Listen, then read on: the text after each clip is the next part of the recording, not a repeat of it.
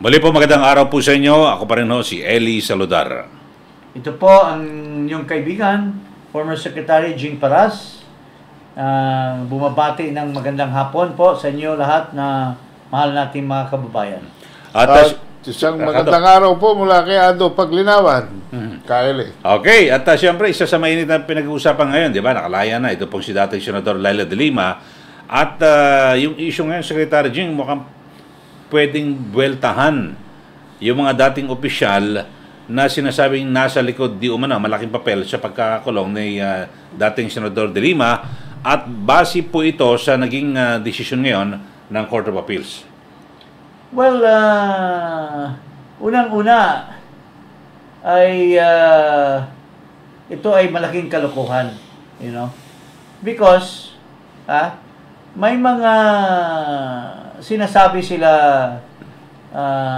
dating Secretary Aguirre ng Department of Justice at yung mga ibang involved dito sa pagsampa ng kaso kay de Lima, na yung mga nag-recant ay binabayaran, ay nabayaran.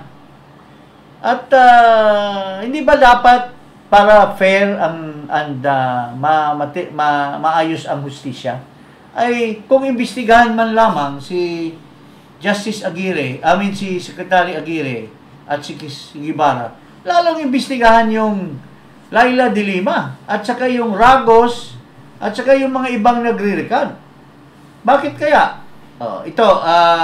Tingnan muna natin yung sinasabi nitong pinapaimbestigahan si Aguirre at Guevara. Inatasan na ng Court of Appeals ang Office of the Ombudsman na imbestigahan sina dating Justice Secretaries Vitaliano Aguirre at Menardo Guevara dahil sa pagkuha ng mga convicted na kriminal bilang mga testigo sa drug-related cases ni dating Senador Leila de Lima. Nag-ugat ito sa kasong kriminal at administratibo na isinampa ni de Lima laban kina Aguirre at Guevara noong 2018. Ngunit agarang dinismiss ng Ombudsman. Sa desisyong inilabas ng CA Special 17th Division, nakasaad na pinagkaitan ng due process si de Lima, kaya binaliktad ng korte ang desisyon ng Ombudsman. Well, with due respect to those justices, whoever you are, mali po yung mga nyo, masyado kayong bias with due respect, you know. That's being biased. Why? Because in the first place, wala rin kayong due process dahil hindi nyo pinapakinggan din sila. Nagdesisyon kayo and asking for investigation of Aguirre and Guevara without giving due process to Aguirre and Guevara to say their piece. Dapat sinama nyo sa desisyon yung what would have possibly been stated by Aguirre and Guevara kung bakit nila nasampahan ng kaso si... If you just base it on purely because of the recantation of Ragos and some other witnesses, ay kung ano po kayo, mga justices kayo, dapat binasa nyo yung Supreme Court ruling on recantation. This is recantation is frowned upon by the Supreme Court. My God. Tapos ngayon gusto niyo pumapel at aanuhin niyo si de Lima, sisipsipan niyo si de Lima, anong klaseng hustisya mayroon tayo? Inilabas ba mga pangalan niya, mga huwis? Dapat ilabas yung mga justices na yan kung sino-sino yung mga... Dahil chismis lang yan kung ganyan. Dati, baka for all you know, nagsip-sip kayo dati para malagay ni Duterte dyan Tapos ngayon, ang yabang nyo nang maglagay ng mga desisyon na ganyan. Identify yourselves. Come out in the open. With due respect. Kung sino man kayong nagpapaimbestiga kay Aguirre at kay Guevara. Ang una-una nyo dapat, bakit nag-recant itong mga may bayaran ba? At sinong nagbayad? Kung may binayaran, mayroong nagbabayad. Di ba? Hindi nyo rin ba imbestigahan yan? May nagpondo. And most likely, kung sino nagbabayad, sa magbebenepisyo. That's a miscarriage of justice, Mr. Justices. Inimbestigahan nyo ba yan? You're only looking at the one side. But you're not looking at the other side. Ha? Anong due process din ni Guevara at ni Aguirre? Ha? And ito po, ito is sa recantation. ito sa recantation, Aguirre recantation. Pera ang dahilan, sinasabi ni Aguirre. O ito, with your respect. Ang recantation po, sa aking pag-practice, wala akong nakitang nagkaroon ng recantation or affidavit of desistance na walang kaakibat na bilihan ng pera. Pera po yan, sigurado yan. Pagkatapos ng mag-recant niya, nakabiyahe pa sa Amerika yan. O yan ha. O itong mga justices na ito, sino man itong mga ito, pinakinggan nyo ba yung sinasabi ni Aguirre? Na the recantation is probably caused by exchange of money. Bakit hindi nyo pakinggan yan? At baka papaimbestigahan nyo. Bakit? Kung mayroong bayaran, bakit hindi nyo imbestigahan na nabayaran ito si Ragos? Bakit hindi nyo imbestigahan na ito may report. Balik mo dito sa sinasabi ni Aguirre na klarong-klaro mayroong video that Ragos was testifying. Na walang anong pressure or he said it without fear or fervor. Pakinggan natin yung kay ito may mga sinasabi si Harry Roque at saka si Vitaliano Aguirre. Dapat pakinggan ito ng mga justices na yan. Ang pagkatapos kong marinig kay Secretary Harry, yung magiging estudyante ni Judge Cito kay Secretary De Lima. So I called up the public prosecutor who is heading the case. Unang-una, sinabi niya sa akin na yan pala nag-file na ng motion for bail, petition for bail si Secretary De Lima. Dininayan noong si Judge Buenaventura. So, anong ibig sabihin ng denial? Ang ibig sabihin ng denial, kasi alam natin na lahat ng mga kaso is bailable except in capital offenses where the evidence of guilt is strong. Yes. Now, since it was denied by Judge Buenaventura, then it means that sa kanyang pananaw, malakas ang ebidensya. The evidence of guilt was strong. So, pagkatapos doon, nang mapalitan si Judge Buenaventura ni Judge Cito, nag-motion for reconsideration ang defense, si De Lima. At nireview yan ni Judge Cito. Ano ang sabi ni Judge Cito sa kanyang decision para mabigyan ng piyansa or bail si De Lima? Sabi niya ganyan, napakahina pala naman ng kaso against Secretary De Lima. So, parang alam mo nang mabibigyan talaga ng bail at hindi lamang yun, ma-acquit na. Kasi complete opposite ng findings nung ni Judge Buenaventura, yung findings naman ni Judge Cito. So, nang malaman niya na itong yung circumstance na eskwela o estudyante ni Secretary De Lima to Judge Cito ay malamang na mag-file sila ng motion for reconsideration. At hindi lamang yan ang natuklasan ko. Ang natuklasan ko, nung araw ng Lunes, na nilabas yung petition, yung order to setting De Lima for bail, ay yan pala ay hindi alam ng prosecution na maglalabas ng ganong order. Ang alam lang nila ang nakaset for hearing noong araw na yun, that was Monday. Ano bang petsa yun? November 12, kasi 12 o 15 is Wednesday. 12, 13 pala, 13. November 13. Monday yun, that was a Monday. Ang nakaset lang pala nun ay yung motion to quash ni nung isang caucus niya, si Director Bukayo.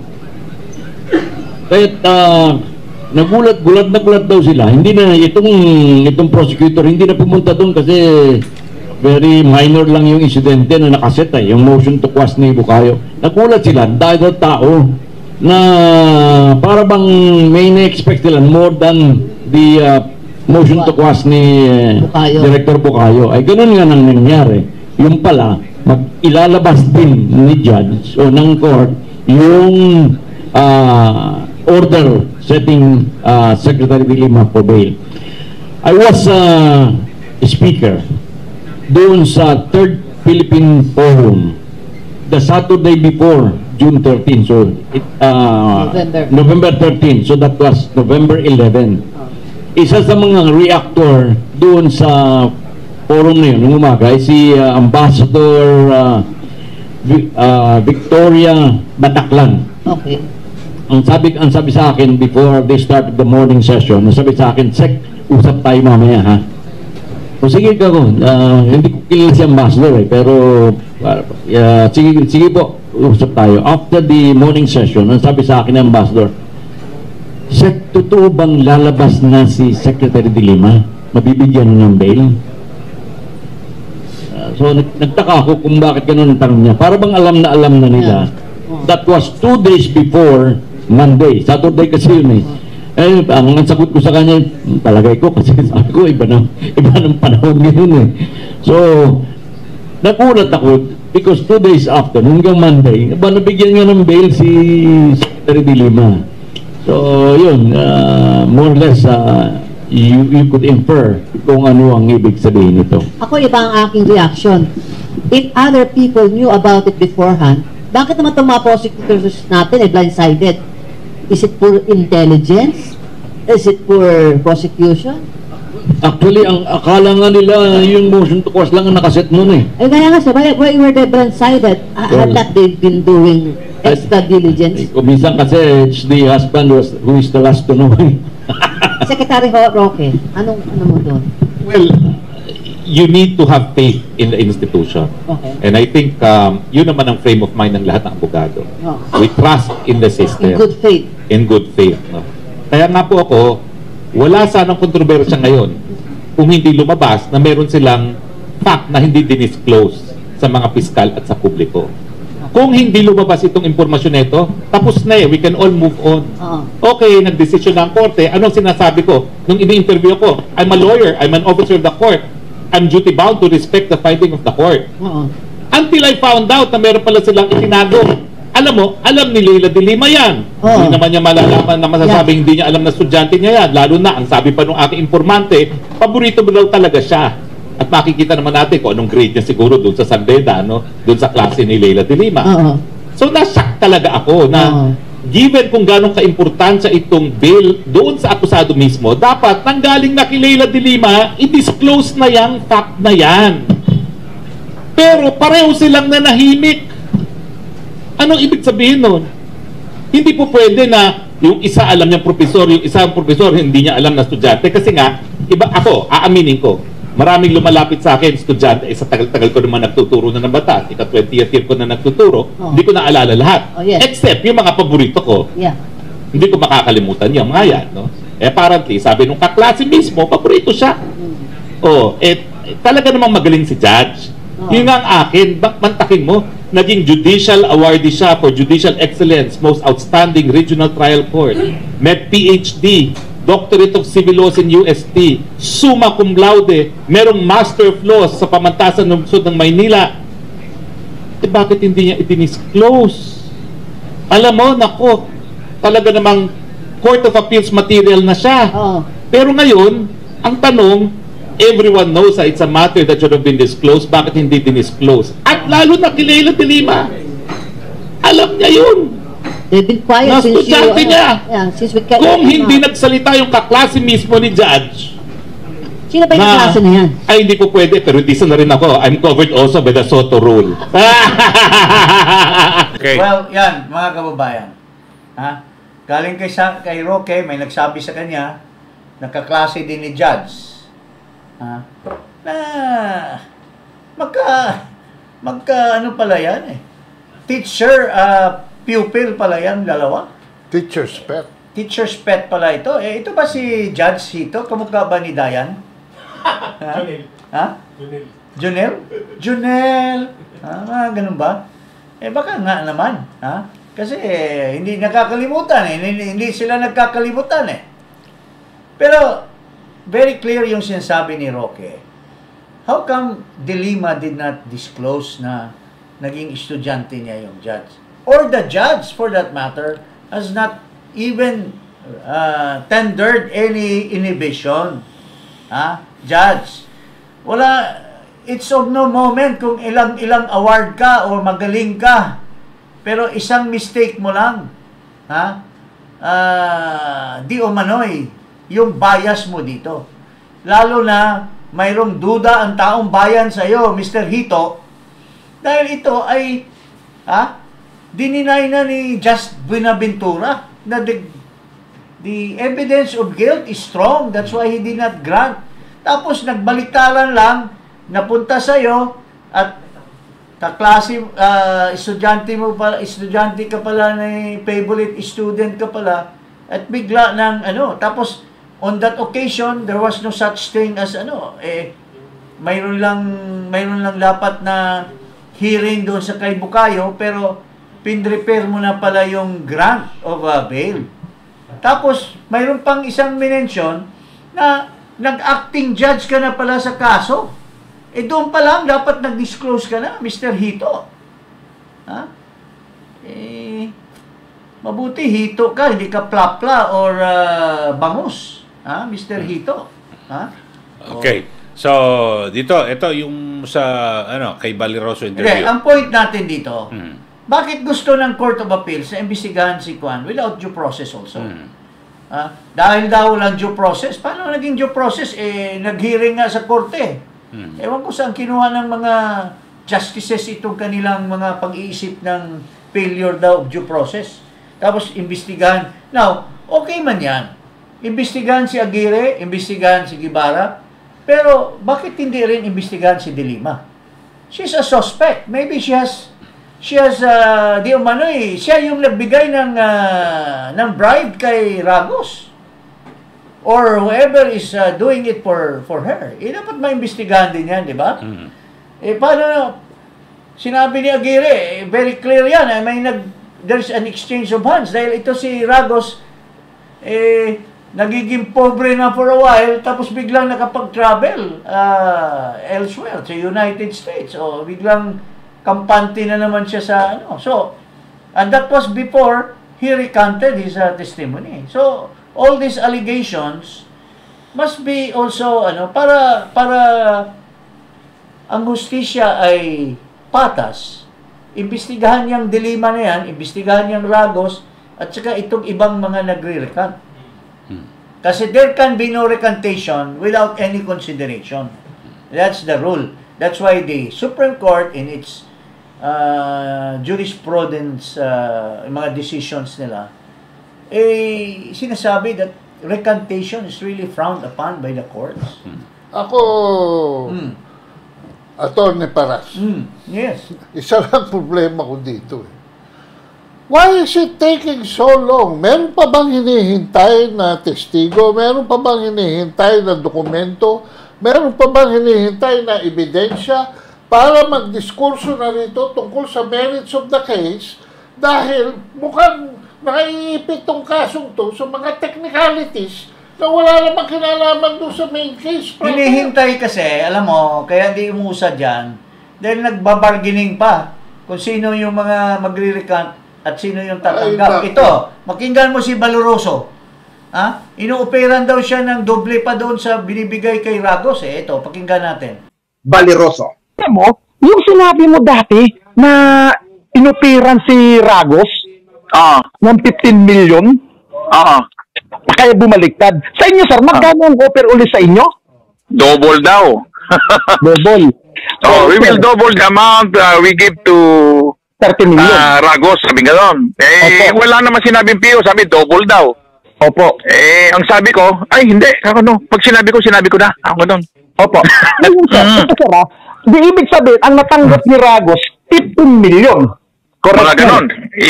Correct, oo. Sir, ito sir, sa nangyayari, kanina, napanood namin yung hearing sa balita, umiyak pa daw si Ragos. Sino? Si Ragos kay Senator De Lima at humihingi ng sorry. Oo, baka may bayad yun. Baka may bayad yun. Mga ganun, sir. Kasi sinasabi niya, pinilit daw siya ng abogado nung panahon na yun ni Secretary Aguirre. Pero yung sinasabi, sir, ni Ragos, na pinilit daw siya, tinakot daw siya ni Secretary Aguirre. Sa inyo, kayo, sir, naka-experience ba kayo ng ganun sa kanya? Sa akin naman, wala naman pananakot. Opo. Dahil lahat naman ng mga sinabi ko, totoo. Tayo, sir, yung kay Ragos, ano pong nakikita niyo sa kanya? Sa kanyang pagbaliktad at yung pag-iyak-iyak kanina na lumabas sa 24 oras na humihingi siya ng sorry. Sa inyong ano nakikita niyo doon? Dapat sana niyan kung ano yung tinestify niya ng una. Panindigan niya yun kasi lumalabas, binabawi niya. Ba't pa siya nag-testify nung una kung babawiin din pala niya? Okay. Okay, so, yan si Valeroso should also be investigated. Why? Sinasabi niya, inoperan siya. Who is offering him? Yun, para malaman. Diba? Ito lahat, pati yung dating senador na Tabatsoy, yung si Frank Drilon, nakikisaw-saw din at imbestigahan daw si Aguirre at saka si Guevara. Bakit hindi mo pa imbestigahan din si De Lima, Mr. Drilon? Klaro.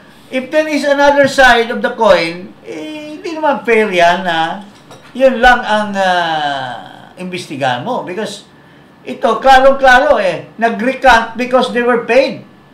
Is that a fair justice system that we have? Dahil mag-withdraw yung witnesses na dapat convicted ka pero binayaran mo para mag-withdraw, di umano. Ano masasabi mo dyan? Under what capacity was Drilon commenting on the case? Hindi, baka katipo din ni Dayan yung itsura ni Drilon Kasi alam mo baka mayroon silang ugnayan ni De Lima before. Si Drilon, kasi, may best friend yan sa New York. Sino? Si Loida Nicolas. Baka yun ang nagbayad. Baka. Kasi anti-Duterte yan si Nicolas So, kaduda-duda yung paglabas ni Drilon dyan. I see. So, can afford. Kasi sabay sila sa UP. Yung kay Valeroso, dudublihin 15 million pala yung binayad kay Ragos So, 30. Magkano lang sa dolyares yan?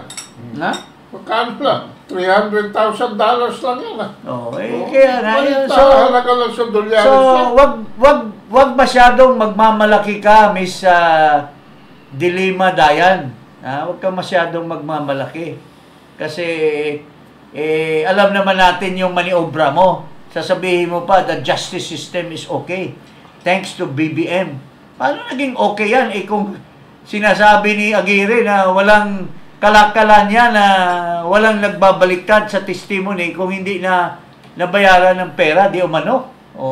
Saka bakit siya magpapasalamat kay BBM kung justice system pinag-uusapan? Anong pakialam na executive sa judicial system natin? Nagpapasalamat siguro siya because yung mayroong mga nakapaligid, lalo na yung mga mahal sa buhay ni BBM, may maraming pera yan. Baka yun ang naglabas ng pera pang suhol dito sa mga magre-recount Di ba? Okay. So, yan po. Isang episode. Yan lang Mr.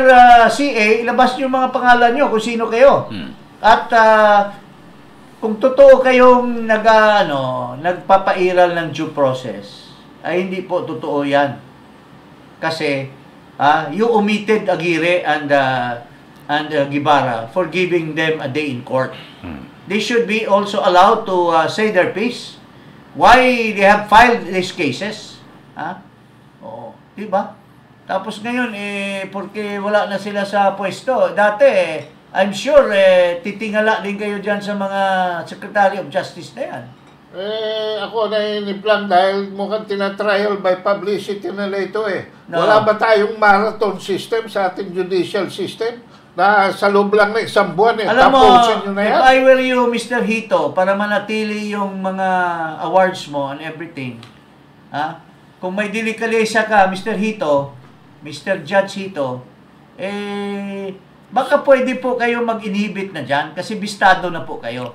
It's not too late na bistado kayo, na pupil ka pala ni, estudyante ka pala ni De Lima. Now, I'm appealing to the Supreme Court. Matino naman itong Chief Justice natin at yung mga some justices, I would say. Matino naman yan. This is, kabulastugan ito ng korte. Why have you allowed Buenaventura to rule on the issue of bail, tapos only to be inhibited? Tapos mayroon pang isa nag-inhibit. So bakit biglaan na lang itong Hito naman ang nakakuha? And why are you allowing them, now na nabistado na itong Hito, to continue with the case, knowing that mayroon silang ugnayan ni De Lima, di umano? I mean, kung ipapairal po natin ang magandang hustisya dito sa Pilipinas, kayong mga member ng Supreme Court, dapat makialam po kayo dito. Oo. Ako, may bad experience ako sa Supreme Court Mayroon ng judgment, mayroon ng decision, permado ng lahat, tapos binaliktad pa because nagkaroon ng, alam mo na, maniobra. And I have records of that. And that should have been a scandal during those times. So, I'm not born yesterday not to say these things. Mga mahal nating mga justices dyan sa Korte Suprema. Okay. Ito po. Maraming salamat po sa inyo lahat.